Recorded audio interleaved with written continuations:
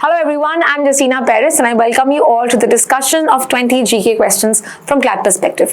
इस वीडियो में हम ऐसे questions देखेंगे आज ही के current affairs से, so please ensure you watch the previous video and then you watch this video. Okay, let's start with the first question.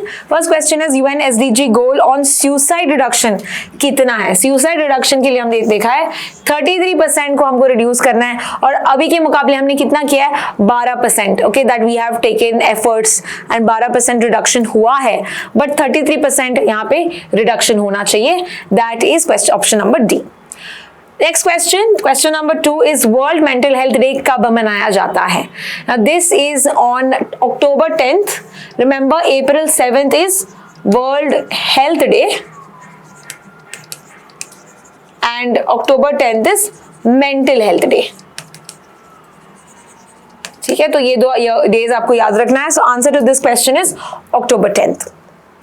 Question number 3, COP30 कहाँ पे होगा? COP30 will be in Belem, Brazil. So that is option number C. Option C, Belém, Brazil, which is called as the gateway to the Amazon forest. C है इसका answer. Proceeding to next question. Who is the president of COP30? आज के article में हमने देखा था. That is यहाँ पे आंद्रे कोरेया दोलागो. Okay, ये होंगे the president of the COP30. Next question. The Paris Agreement was adopted during which COP? Okay, so here we see COP जो है पेरिस एग्रीमेंट में आया था.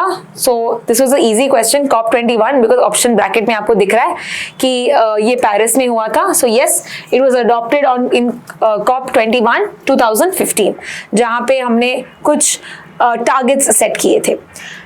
Next question is, what is the long-term temperature goal under the Paris Agreement? Paris Agreement में है कि 2 degree से ज़्यादा ग्लोबल एवरेज टेम्परेचर बढ़ना नहीं चाहिए और एफर्ट्स मारेंगे कि 1.5 डिग्री सेल्सियस से टेम्परेचर बढ़े ना. तो यहाँ पे आंसर है option number B, keep rise well below 2 degrees and strive for 1.5. Next question is, कौन से इंस्टीट्यूशंस ने विक्रम 32 बिट प्रोसेसर चिप बनाया है? And the answer to this is Vikram Sarabhai space centre semiconductor laboratory. कहाँ पे है ये है चंडीगढ़ में. Okay, let's proceed to the next question. Vikram 32-bit chip जो है ये एक advanced version है किस earlier chip का? So it's the advanced version of the 1601 का and which is used in the launch vehicles of ISRO. तो answer इसका है option number C.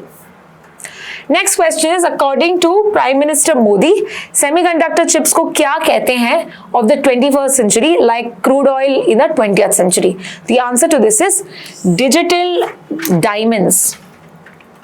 Okay, so digital diamonds answer है हमारा, बिकॉज सेमीकंडक्टर का जो यूज है बहुत ज्यादा है. अलग अलग फैक्टर्स में हम यूज करते हैं, अलग अलग सेक्टर्स में हम यूज करते हैं, be it launch vehicles, satellites, computers, quantum computers, हर जगह पे ये सेमीकंडक्टर चिप्स का इस्तेमाल होता है. So that's why they are called as digital diamonds. इनको ऐसे कंपेयर किया जा रहा है. Next question is, which system was highlighted by PM Modi to provide faster approvals for semiconductor? Faster approval के लिए we have the national single window system. Single window ताकि approvals center या state से approvals है तो ये एक single platform से किया जा सकता है. कौन सा article of the constitution deals with the governor's power to assent? So recently there was also an article with regard to president जो रेफरेंस दिया था टू द सुप्रीम कोर्ट. तो उसमें हम देख रहे हैं कि जो गवर्नर का जो असेंट है वो कौन से आर्टिकल में आता है? जो गवर्नर असेंट देता है स्टेट बिल्स के लिए वो आता है आर्टिकल 200 में. ठीक है, so in that he can either give assent to the bill और he can return the bill for reconsideration, या he can reserve the bill for the president. Reserve कर सकते हैं, प्रेसिडेंट वहां पे आदेश देंगे. तो ये 3 चीजें कहाँ पे लिखी है? आर्टिकल 200 में लिखी है.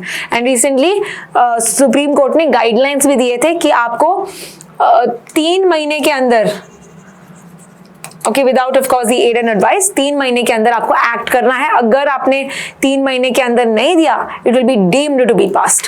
ठीक है, so that we have already seen in our previous articles. Let's proceed to the next one. Which constitutional amendment act made the right to education a fundamental right in 2000 fundamental right. तो RTE जो है ये आया था 86th Amendment Act of 2002 में, and that is right to education was made a fundamental right. Answer इसका है C. Next question, right of children to free and compulsory education जो है यानी RTE, ये कौन से फंडामेंटल राइट को ऑपरेशनलाइज करता है? ये ऑपरेशनलाइज करता है article 21A.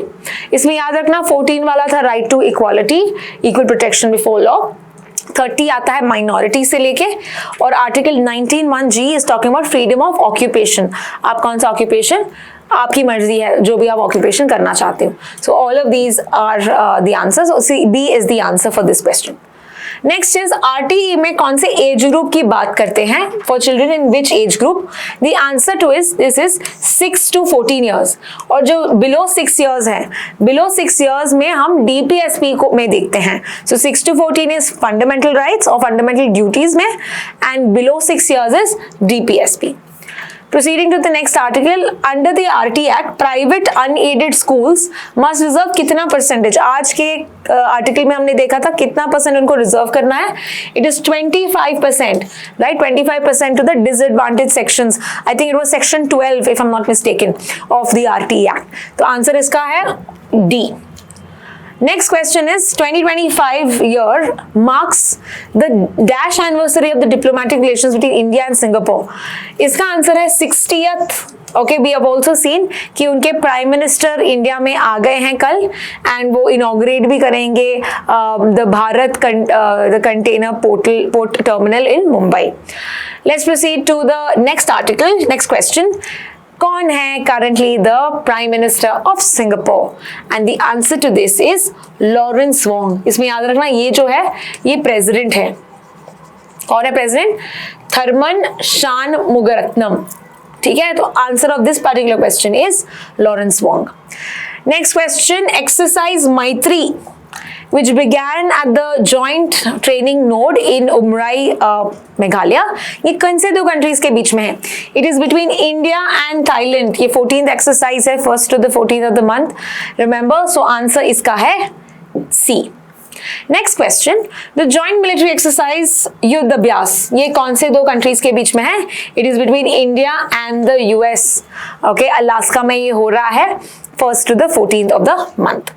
And the last question of the day, which Indian Army regiment is participating in युद्ध अभ्यास? ये है Madras regiment, and we saw for both of these युद्ध अभ्यास and मैत्री दोनों में मद्रास regiment participate कर रहा है. So that is all with regard to today's 20 questions. I hope you have got all of them correct. I will see you in the next video.